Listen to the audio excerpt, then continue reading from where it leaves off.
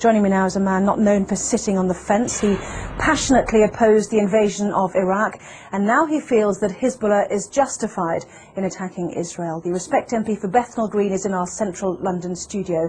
A very good evening, good morning rather, to you, Mr. Galloway. How do you justify your support for Hezbollah and its leader, Sheikh Hassan Nasrallah? A preposterous way to introduce an item, and what a preposterous first question.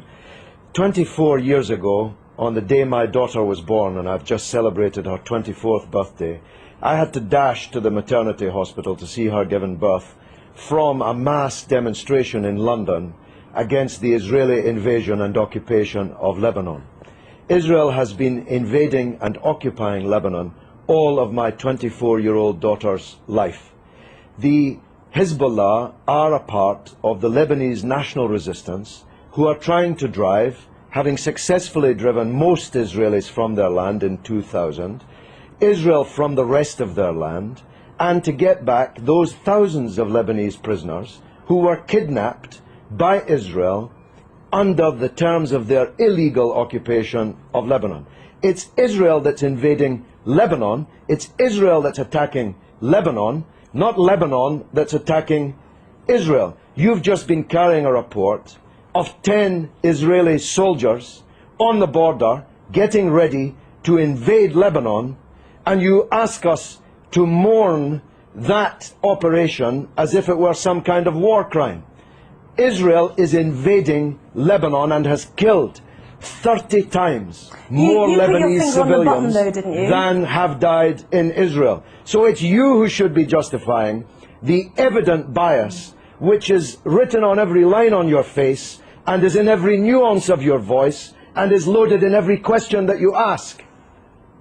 Right. You put your finger on the button, though, didn't you, when you said that Hezbollah was set up back in the 1980s in order to remove every Israeli soldier from Lebanese soil. As you said, it achieved that in 2000. No, it didn't. This is a setback. No, it didn't. It didn't. This is a key point that you're concealing from your viewers.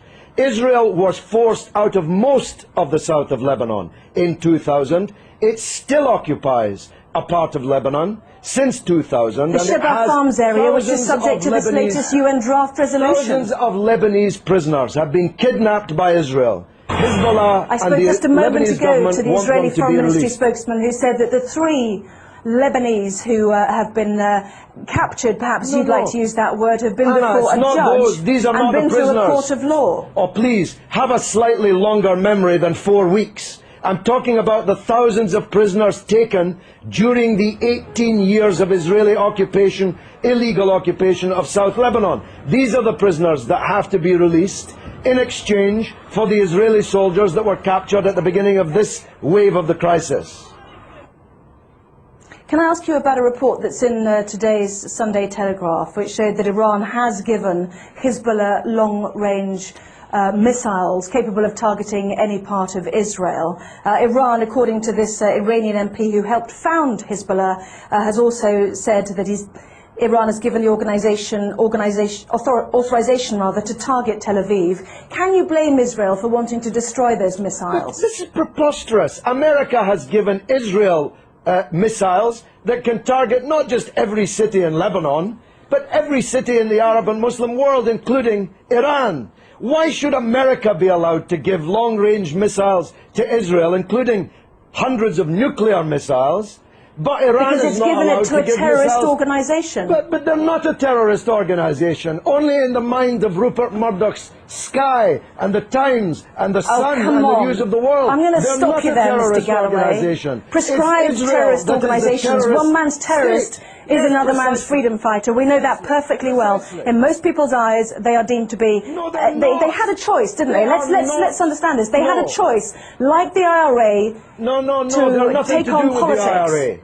Listen, Anna. I'm saying they had a choice to absorb the idea of politics. They've got 2 Hezbollah cabinet ministers. Anna, one man's terrorist is another man's freedom fighter. You are totally wrong in saying that in most people's eyes, Hezbollah are terrorists. In most people's eyes, Israel is a terrorist state. It's the fact that you cannot comprehend that fact that leads to the bias which runs through all of your reporting and every question that you've asked me in this interview. Can Can I ask you one question? I was relating to the IRA and Sinn Féin. They have decided to embrace politics. Hezbollah had the chance to embrace politics. They've already got two cabinet ministers. They're well respected in the south. In politics. They are. That's what I'm saying. If you listen to me, I'm saying they've got two cabinet ministers already. They had a chance to do that. Why did they need to capture and kill Israeli soldiers on the border? Surely that sets back their ambitions to be a political force inside a democratic Lebanon. Look, because Israel occupies their country and holds thousands of their compatriots as kidnapped hostages in their dungeons. It's really very simple, except if you think only in a clock that goes back 4 weeks. If you know, and you're old enough to know better, that this origins of this conflict are not 4 weeks or 4 years or 14 years, but are decades old. You want people to think that the crisis started when the clock started ticking on Sky News. No, I don't the people in Lebanon know differently. I want to ask you one final question. Do you think that the 4 weeks that we've seen, as you mentioned, the 26 days of this crisis, has set back Hezbollah's ambitions? Not only are Israeli soldiers now over the border. Let me finish. Would you mind letting me finish, please? Not only are Israeli soldiers over the border in sizable numbers, but also their claims to be a good political organization to help a democratic Lebanese government with the Syrians who've also now left an independent state. That has also come to blows as well. What a silly question. What a silly person you are. Hezbollah is winning the war. You can see it on the other half of the screen. Hezbollah is more popular today. That was not my question. Hezbollah is more popular today in Lebanon, amongst Christians, amongst Sunnis, amongst Shiites, amongst all Arabs, amongst all Muslims, than it has ever been. It's Israel who's lost the war, and Bush and Blair, for politically organizing the war, who've lost politically. This is a defeat for Bush and Blair and Israel. Everybody but you can see it. Let me separate out that question then. Is it a setback, given that Hezbollah was set up in order to get Israeli soldiers off Lebanese soil, that there are now more Israeli soldiers on Lebanese soil than there were 26 days ago?